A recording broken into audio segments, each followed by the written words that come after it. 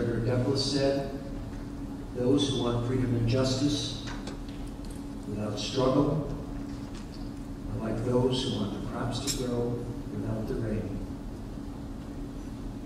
It is struggle, not a sure thing. It's in our future. We owe the future nothing less than to learn the analysis that Mr. Greenwald has put forward and to learn from him how it is we have to struggle. Mr. Greenwald.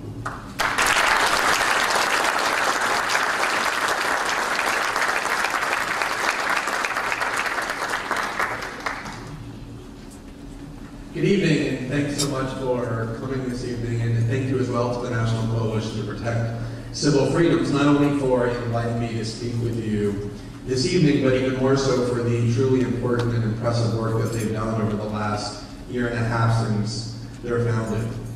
Approximately 2 weeks ago, there was an amazing article in the New York Times, or at least in the online version of the New York Times, and what was amazing about it wasn't so much what it said, but it was amazing because of who wrote it. It wasn't written by some Muslim activist or some radical lawyer or dissident or anything like that. It was written by Andy Rosenthal, who is the editorial page editor of the New York Times, probably one of the most mainstream and establishment media positions that it can be in the United States. And what he said in the first paragraph of his online column, he observed very matter-of-factly that the United States has created, quote, essentially a separate system of justice for Muslims. Has created a separate system of justice for Muslims. And the reason I say I don't think that's extraordinary because of what it said is because anybody who has watched the United States over the past decade knows that to be the case. It's not even in reasonable dispute or controversy that there is a separate system of justice for Muslims. What's amazing to me about it is the fact that somebody who is so mainstream and in such an establishment position can make that observation so matter-of-factly, but even more so that that observation of such a pernicious and extraordinary fact triggers almost no controversy or even notice. It was the proverbial tree that fell in the middle of the forest. Barely anybody paid attention to it or heard it.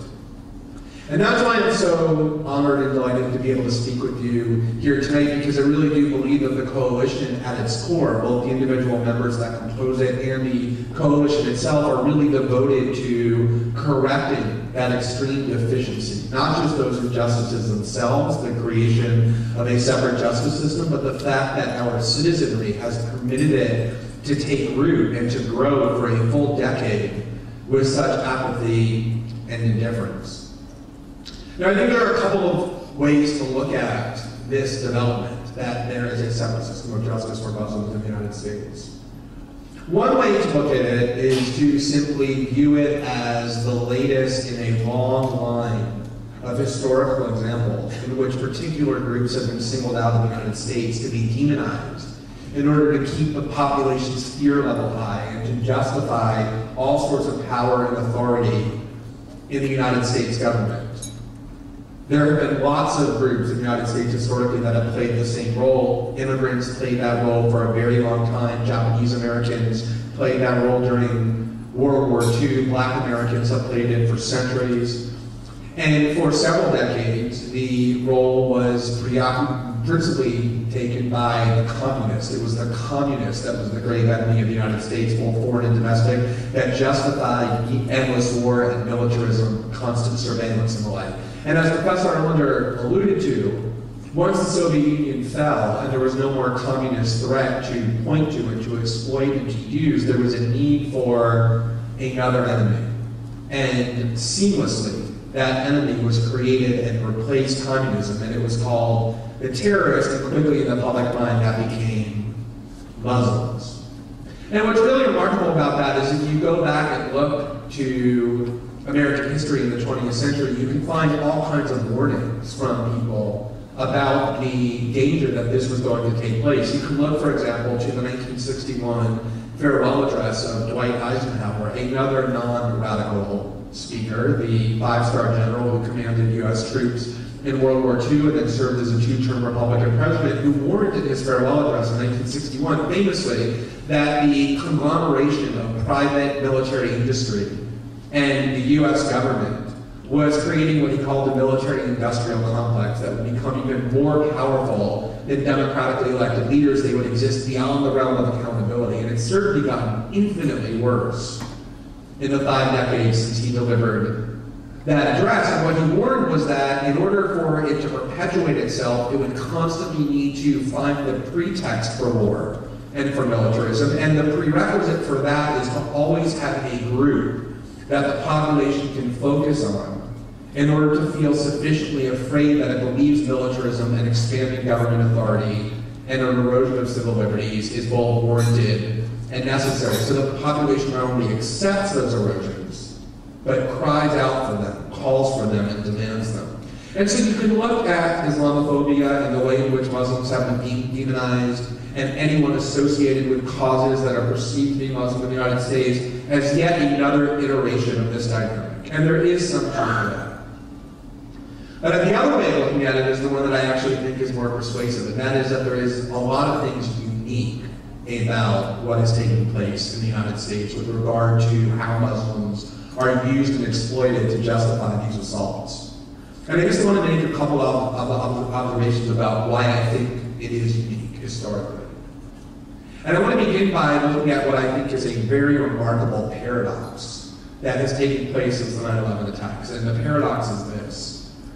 After the attacks of September 11th, I think it's natural to be expected in the weeks or months after the attack that the United States government and the American citizenry would react excessively to the threat. That is a normal and natural reaction for human beings to have, not just in the United States, but across the spectrum of human nature. You can look at human beings who are confronted by immediate threats and they often overreact. It's just a defense mechanism.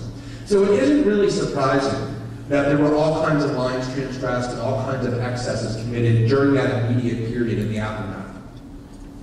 But we're now 10 years removed, more than 10 years removed, from the last attack, terrorist attack on U.S. soil allegedly committed by Muslims, at least that we know of. There was an anthrax attack after that, there have been other attempts, but that was the only successful attack committed by people who have been identified as being motivated by allegiance to a religion or a set of political views. And yet, 10 years later removed from that terrorist threat, one would expect that as the threat recedes, the demand for greater government power, the demand for more and more militarism, the demand for renunciation of core liberties would recede along with the threat.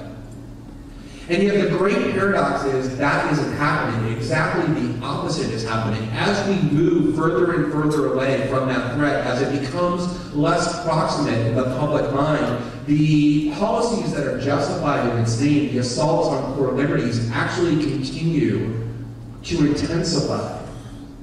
Every step that's taken in this realm is always in the step of more militarism, more assaults on civil liberties, less freedom, more targeting of Muslims. It's because, as Dwight Eisenhower warned, the system has become self-perpetuating. Even when it has no real threat to justify itself, it finds and concocts threats. It continues to proceed and to grow and expand, even when the pretext for it no longer exists. And that's what makes it so dangerous. Once you go down that path, it's very difficult to remove yourself from it, even when the original justification for it has been confined.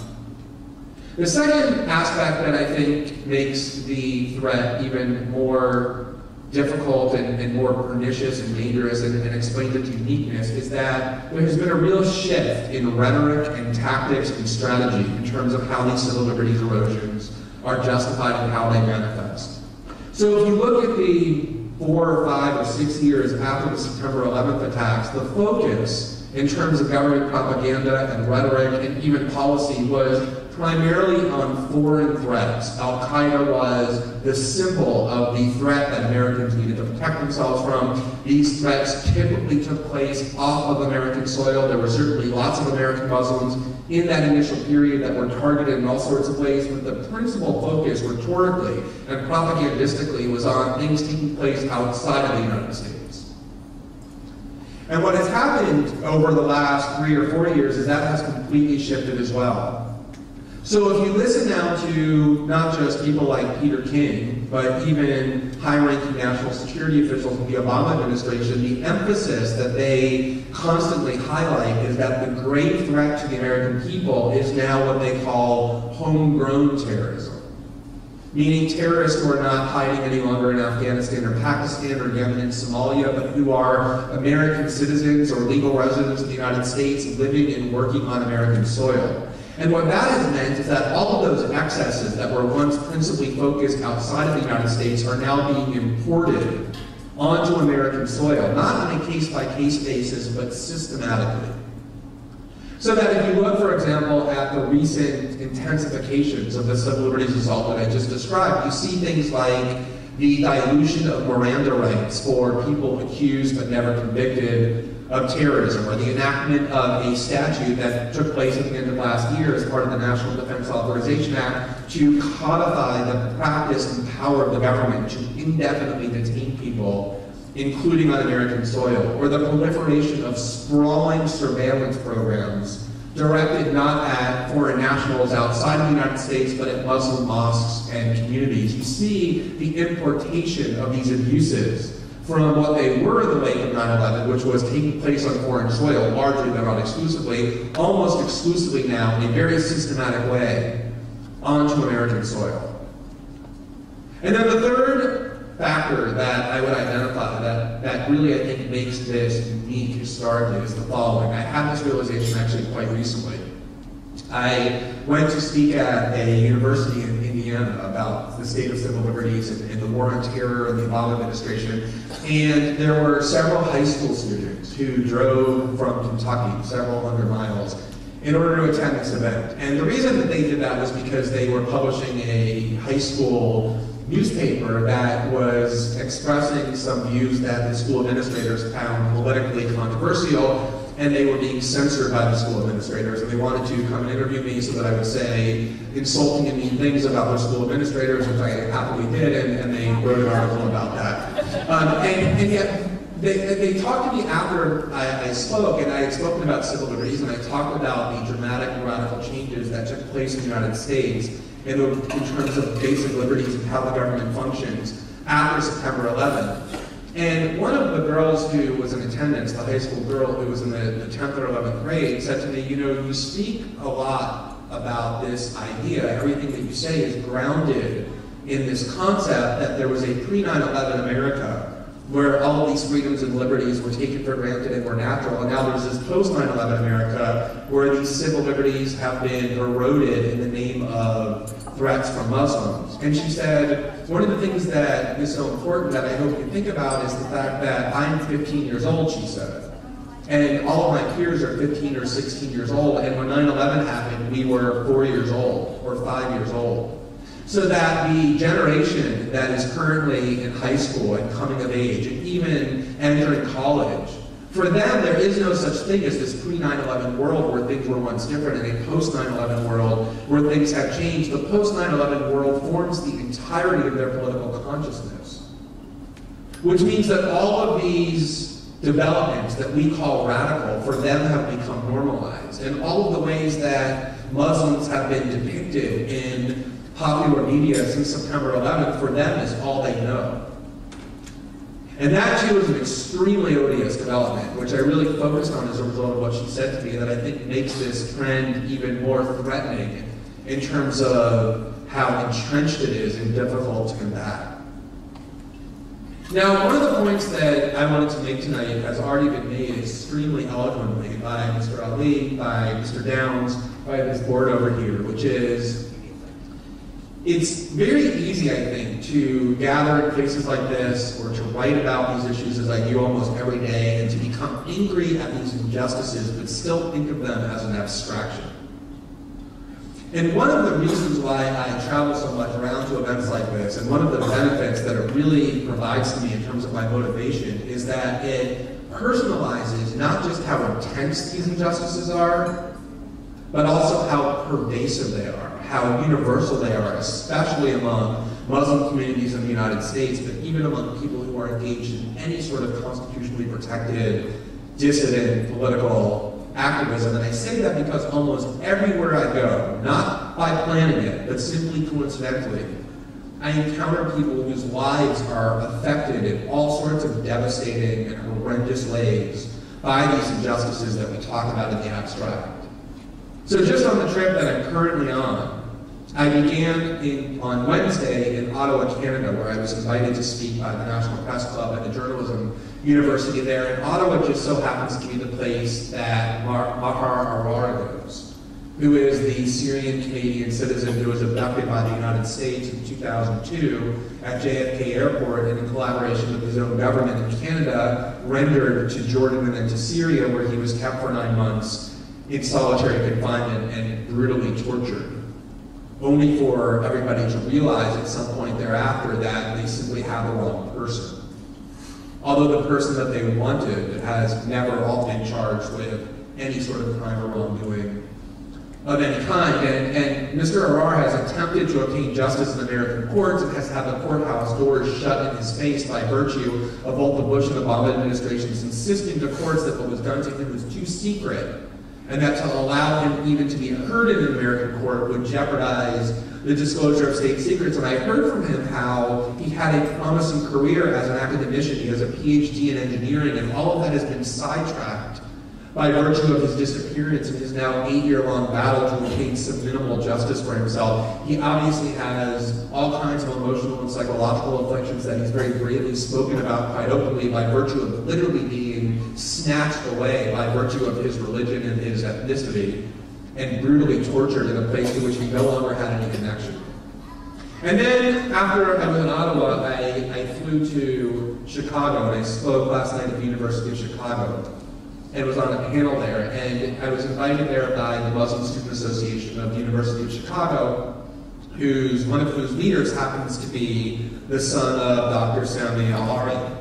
His name is Ali, and he's a very committed and passionate University of Chicago student, and he happened to drive me back to my hotel after the event was over, and he recounted to me the extraordinary oppression and injustices that his father has been subjected to for the last 9 years, where the U.S. government has deprived him of his liberty for absolutely no reason whatsoever. And he talked to me about the effect that it has had on his father, who was a university professor at the time that this started, and his children, and the devastation that they continue to confront as a result of what Andy Rosenthal described as this separate system of justice for Muslims.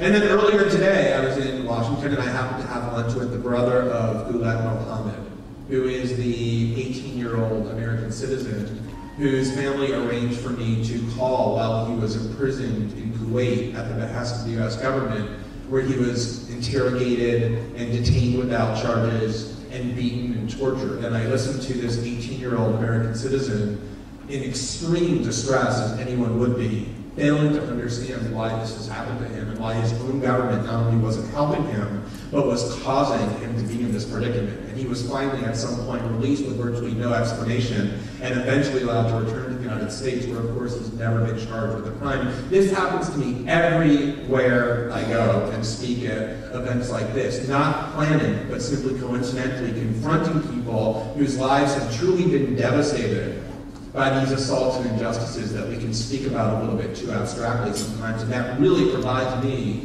with the motivation, additional motivation, to continue to work on them and battle them. Now, one of the things I think is important to do is when we talk about this separate system of justice for Muslims, I think it's important to be specific about what that means. And we've heard a lot of examples tonight about how that manifests, but I just want to highlight one in particular that is not really the most significant necessarily, but it's incredibly illustrative to me. It's one I've been writing about fairly frequently of late, and so I just want to highlight it briefly to illustrate what I think is the dichotomy that has arisen in how Muslims are treated. There is a very glittering and prestigious cast of bipartisan officials and former officials in Washington, equally divided between the Republican and Democratic parties by design, who have developed a bizarre and sudden interest in advocating on behalf of the group that the United States calls the NPK, the Iranian dissident group, that the State Department for 20 years or so has formally designated as a foreign terrorist organization. And for some reason, this bipartisan cast of Washington insiders have just suddenly gone around the country speaking about the urgency of removing the NPK from the list of terrorist organizations. People who have displayed zero interest in any of these issues in their entire political careers. In fact, displayed almost no political passion of any kind on any issue, have suddenly decided that this is the most urgent cause that Washington has to confront, to remove this group from the list of foreign terrorist organizations.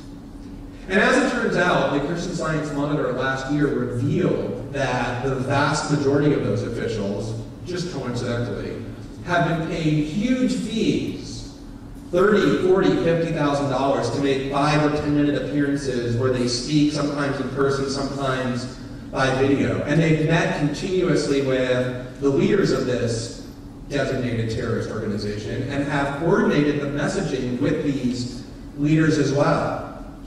And the reason the MEK is something that they're willing to defend is because the MEK is one of those terrorist organizations that is currently engaged in terrorism that promotes rather than impedes the policy of the United States. NBC reported that they're funded and armed and trained by the State of Israel, that they were responsible for perpetrating a series of assassinations of Iranian nuclear scientists and other explosions on Iranian soil. And so this terrorist organization is one that is working for the United States interest rather than against, and these individuals are therefore willing to stand up so publicly and not only speak on their behalf, but meet with them in public, attend all sorts of functions in Washington for them.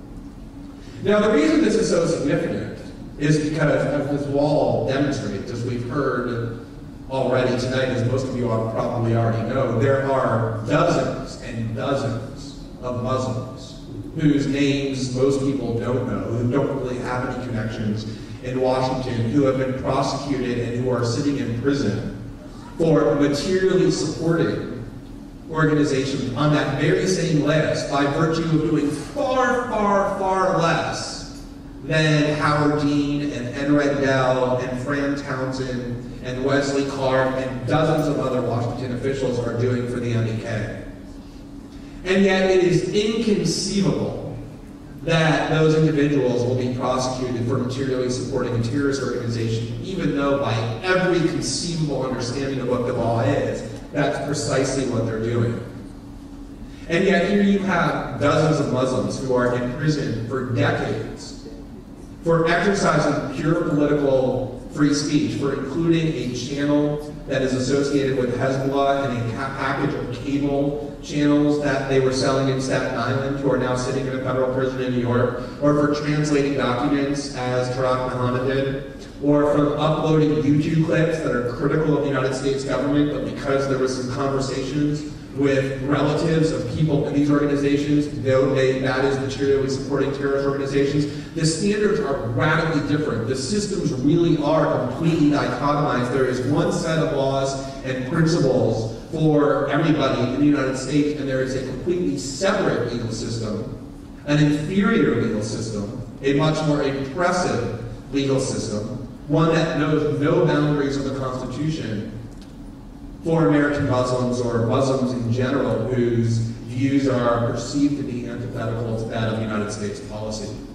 And what makes it so remarkable is that that really is an extraordinary observation to make, that there is a group of people in the United States who, by virtue of their ethnicity and political views and religious affiliations, are treated fundamentally and radically differently in the one place where equality is supposed to reign, and that is under the law.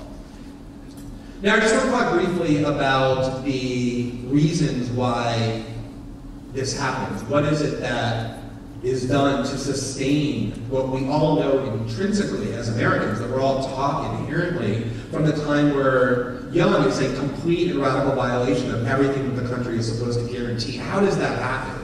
And how does it happen without triggering any sort of objection or protest, except in isolated circles? And I think that the most critical propagandistic tactic that needs to be understood when thinking about why this happens is the use of the word terrorism, which ever since September 11th is probably the most potent word in the American political lexicon. And what's really amazing about that fact, that the word terrorism is the most potent word in the American political lexicon, is that it is also, in my view, the most ill-defined. It's an incredible paradox. The word that shapes our political discourse, that forms how Americans think about so many critical issues, that determines who goes to prison for decades, is a word that is at the center of so much of what we do, and yet lacks any real definition. You cannot find anybody who can give you a fixed definition of that word, of the word terrorism, in any way that is recognized anywhere in the world, not in any court of law, not in any think tank, and not in any academic institution. And there's actually some interesting scholarship about how the word terrorism came to be, how it became so prominent. There's work that is done at NYU that traces the origins of that word and finds that it was really introduced into world affairs by the state of Israel in the late 1960s and early 1970s, because Israel wanted the world to believe that its conflicts with its neighbors was not just about territorial disputes, but was a universal problem that the West should consider its own battle, that it wasn't just them battling against their neighbors for disputed land, but was a war against terrorism. And the problem with defining that term, that was the quandary from the beginning, was that it was impossible to define the term in a way that would include violence they wanted to include, but that would exclude violence that is routinely done by Israel and the United States. There's just no way to do it. And so the tactic that they used at first was to say, well, terrorism is, lucky us, things that are done only by non-state actors. So if you are a government, you just, by definition, you can't do terrorism. It's a bizarre shield of protection. And yet even that has manifested in all sorts of ways, so that if Muslims target purely military targets, people in Iraq and Afghanistan who have targeted invading armies, they're called terrorists. And yet if the United States government conceives of a military tactic and calls it openly shock and awe, designed to terrorize the population of Baghdad into instant submission, the classic case of terrorism, you could never call that terrorism. It really is a word that, and this is quite amazing, that has no meaning and yet justifies everything. It really is a word that shuts down debate. It is a word that explains so much about what we're here talking about tonight. I know this from experience. If you argue that people shouldn't be tortured, you will hear, well, those are terrorists, and we need to get information from them. If you say people shouldn't be put into prison without charges, you'll immediately hear, well, those are terrorists. We need to keep them away from other human beings. If you say the president shouldn't have the power to target American citizens for assassinations without due process, you'll immediately hear, well, he was a terrorist and therefore he had to die. It is the ultimate conversation ender, and people assume that when that label gets applied by the government, there must be some justification to it. It's the reason why so much of this is permitted to take place. Now, the other reason why this is permitted to take place is because the United States government does a very good job of making sure that the terrorism threat continues to exist even when it really doesn't. It's really quite remarkable. You'll hear sports fans in the United States all the time celebrate whenever a team has an undefeated streak. They won 8 in a row, or 9 in a row, or 10 in a row, but the reality is the team that has the best undefeated streak in the United States is the FBI. They are incredibly successful. In fact, they have a 100% success rate at the last minute jumping in and saving the United States from the terrorist plots that the FBI creates and manufactures and funds and drives. They're incredibly good at this. And almost every single significant terrorist attack that the FBI has uncovered in the past 5 to 6 years has been ones that they've single-handedly concocted. Ones that would not exist without their continuous recruitment and manipulation of typically young Muslims. And the tragedy of that is not just that people who would never have committed a crime, absent that entrapment, end up in prison for decades, although they do. The other tragedy is that it continues to propagandize Americans into believing that there's this grave threat posed by Americans on our own soil. It's the reason why Americans continue to support these policies and to believe that they're urgent to keep them safe from a threat that really doesn't exist.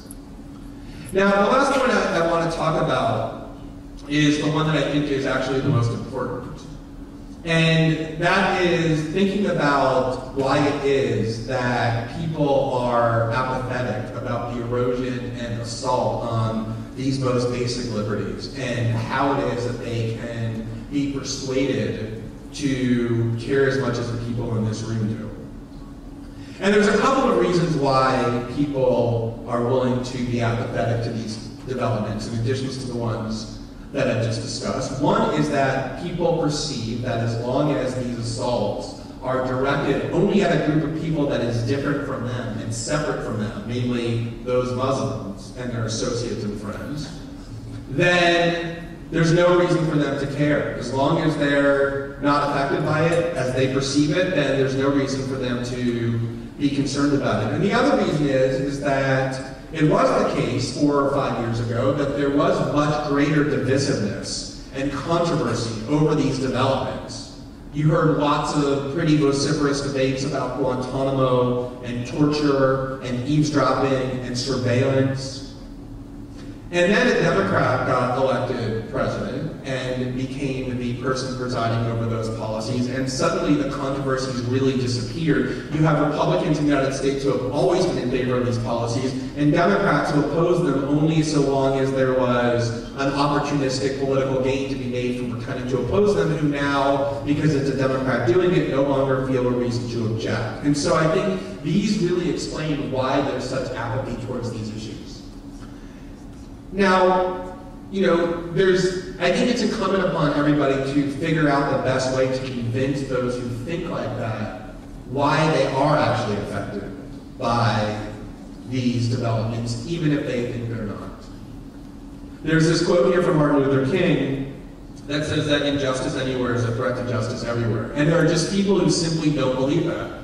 There are some people who simply think that as long as an injustice is over there, it's not actually everywhere. It's only over there. It doesn't affect me. And I'm only going to worry about injustices that directly affect me. And so for people like that, they're probably beyond the pale. You can't convince them that they should care about injustices that aren't affecting them. But what you can do is convince them that those injustices that they think don't affect them actually really do. And one way to do that is to make the not very controversial observation that whenever governments acquire a certain power over their citizenry, it is always the case, not often or sometimes or usually, it is always the case that those powers will be applied beyond their original justification. And you see this happening already in many different cases. The Patriot Act that was justified by the threat of terrorism in the wake of 9/11 has been abused and applied to all sorts of dissident groups in the United States to spy on all sorts of peace groups. You have people like Lynn Stewart, who, although not Muslim, was targeted by the US government because of her brave and intrepid advocacy on behalf of Muslims that the government didn't like. I recently wrote about a filmmaker whose name is Laura Poitras, who has produced 2 documentaries, one of which was nominated for the Academy Award about showing the devastation that U.S. policy in Iraq and Yemen produces. Every single time she re-enters the country, she's detained at the border. She's questioned extensively, sometimes for hours, about with whom she met and where she went and why she went there. Her laptops and reporters' notebooks and cameras and cell phones are often seized without any warrant and kept for weeks and copied. In other words, her most private communications are invaded. It has already extended wildly beyond its original application, and history proves that it will continue to. So anybody who is content that these abuses will remain confined only to this group is deluding themselves. These abuses spread rapidly and inevitably in ways that people can't predict. But I think the more important point is a little bit difficult to convey, but I think it's extremely important to grapple with, and this is the last point I want to make, is that when you allow civil liberty erosions and the destruction of core freedoms to take hold, what it really does is it changes the relationship between the citizenry and its government. It really creates a climate of fear that imposes a tyranny that is actually more effective than tyrannies that are just overt. And I just want to convey an anecdote, a personal anecdote that I encountered that really highlighted that fact for me in a very visceral way. I've spent a couple of years now writing fairly frequently about WikiLeaks, the group that discloses government secrets in the name of transparency, and I typically write in defense of that group and argue why the prosecution would be a grave threat to press freedoms, and I talk about the promise that I think that group holds. And the first time that I ever wrote about WikiLeaks, actually the first time I ever heard about WikiLeaks, was in January of 2010, more than a couple of years ago now. And this was at a time when almost nobody had heard of this group. It was before they had done any of their news-making disclosures, before they even produced and published the video showing U.S. helicopters in Baghdad gunning down unarmed civilians and Reuters journalists. And the way that I had come to learn about WikiLeaks was that the Pentagon, in 2008, prepared a report that it classified as top secret. And the report said it declared WikiLeaks to be an enemy of the state, an enemy of the United States, and it plotted ways that the Pentagon would work to destroy WikiLeaks. They would fabricate documents and submit them to WikiLeaks so that when WikiLeaks published them, their credibility would be destroyed. It would uncover the identity of their sources so that nobody would feel comfortable leaking to them any longer. It was a report that really said that WikiLeaks was a grave threat to everything that the Pentagon was attempting to achieve. And ironically enough, this report got linked to WikiLeaks, which then published it. And the New York Times wrote a short report about this, a short article about this report, which I read. And I read the report and I read the article, and I saw that the Pentagon had actually set out to destroy WikiLeaks. And I remember at the time thinking that any group that the Pentagon was declaring to be an enemy of the state and was plotting to destroy was one that deserved a lot more of attention and probably a lot of support. So I went and I did a lot of research about what WikiLeaks had done, and I found that they had engaged in all sorts of important disclosures. They had uncovered corruption in Africa on the part of corporations. They had uncovered government deceit in Australia and Norway. I could see that the template and the model was extremely promising to explode the wall of secrecy behind which the US government and its national security state operates. And I wrote a long article about WikiLeaks and the promise that it held. And I interviewed Julian Assange, and I published the interview, the audio of the interview that I had done with him. And at the end of the article, I encouraged people to donate money to WikiLeaks because they had budgetary constraints and they were unable to process some of the important leaks they were sitting on, the ones that they ended up releasing about Iraq and Afghanistan and the diplomatic cables. And I provided a link to the PayPal account, and I gave some information about how people could donate money digitally or wiring into their bank account. And in response to my article, specifically by encouraging people to donate money to them, I had dozens of people, maybe even hundreds, definitely dozens and dozens of people who said to me basically the same thing. In my comment section to that article, by email, at venues like this, they said, look, and these were American citizens, they said, I am convinced that WikiLeaks holds great promise and is an organization that deserves to be supported. I definitely see that. You convinced me of that. But the problem is I'm actually afraid to donate money to WikiLeaks because I feel like if I donate money to WikiLeaks, especially digitally, then I'm going to end up on a government list somewhere. Or that potentially in the future, if WikiLeaks is declared to be a terrorist organization, I may be subject to criminal liability for providing material support to terrorism. And the reason that was so eye-opening for me, I mean, these were not conspiratorial people prone to paranoia. These were well-rounded, rational people. The reason that was so jarring to me was because these were people who, out of fear of what the United States government could do to them, were voluntarily relinquishing their own core First Amendment freedoms, which is what donating money to a political organization whose cause you support is. It's a right of free speech, a right of free assembly and petition. They were afraid to exercise their own rights. This is the climate of fear that gets created when people know they have a government that does and can cross any lines without any repercussions. And what's so amazing about that is that you can offer all the rights in the world and all the constitutional guarantees you want on a piece of paper or a piece of parchment, but if the government successfully intimidates people through this climate of fear, out of exercising them, those rights become completely meaningless. In December 2010, I wrote an article that was the first article written about the subject, detailing the extremely inhumane and oppressive conditions in which Private Bradley Manning was being detained. He is the accused leaker of most of those documents to WikiLeaks. And I detailed the conditions that the UN High official on torture just 2 months ago concluded after a formal investigation constituted cruel and inhumane punishment. He was subjected to prolonged solitary confinement. He was sadistically subjected to rituals of answering guards' inquiries every 5 minutes. He was barred from exercising in his own cell. The kinds of conditions to which American prisoners are routinely subjected, but much more extreme, and without having ever been charged with, let alone convicted of a crime. And I remember at the time that I wrote the article, I had the question that arose. I found it sort of baffling, and I had a lot of people ask me this question as well, which was, why would the US government possibly want to subject Bradley Manning to these conditions? It seems to be counterproductive, contrary to their interests. For one thing, if he makes statements that are incriminating, it would be difficult to use those statements against him while prosecuting him because they could claim it was coerced. They had created emotional sympathy for him. The Obama administration's own State Department spokesman ended up resigning in protest, and I couldn't really figure out why they would want to do this.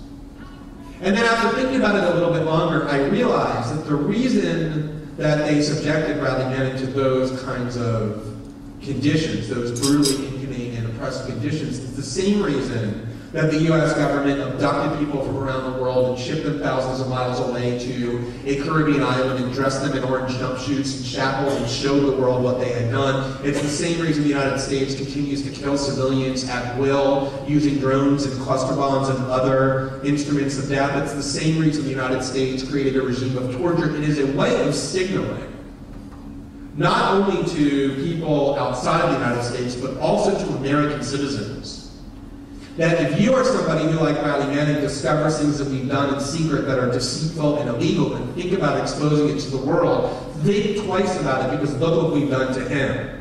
Or if you're somebody who wants to oppose American conduct in the world in any meaningful way, look at this wall of people whom we've consigned to a cage for doing nothing more than what the US Constitution guarantees people the right to do, or look at the corpses that we've created around the world without any repercussions. It's a way of signaling to people that there is no line that we can't cross. There is nothing that we can't do to you without any repercussions. It is a way of intimidating and deterring people out of the right to challenge what the United States government does. There is a real insidiousness to that framework, to that climate of fear, because what ends up happening is people convince themselves that they are free even when they're not. They convince themselves that they don't really want to engage in real dissent. They don't really want to challenge the assertion of power. They don't really want to engage in any meaningful impediment of the United States government because they've been frightened out of doing it. And once they convince themselves that they don't really want to do those things, they don't even realize the assaults on their freedoms because they tell themselves, well, there's nothing I want to do that I'm unable to do. The socialist activist Rosa Luxemburg put it this way. She said, he who does not move does not notice his own chains. He who does not move does not notice his own chains. It is incredibly easy, incredibly effective to put a population into such fear that they no longer even view real dissent as a possibility. And I think that's really the most insidious and most subtle but most significant erosion that has taken place in the United States. And the real danger, as I started off by talking about, is that if these changes become sufficiently normalized, if enough people no longer even realize that there's another way, these changes become irreversible. I think everybody in this room, by virtue of the fact that you're here, doesn't believe that it is yet irreversible. I certainly don't believe it is, but the work to make sure that it doesn't become so is extremely important work. And the coalition, which we're all gathered here to support, is really at the forefront of that fight, and that's why I hope you support that group and continue to support its work as much as I do, and why I'm so honored to be able to speak tonight. Thanks very much.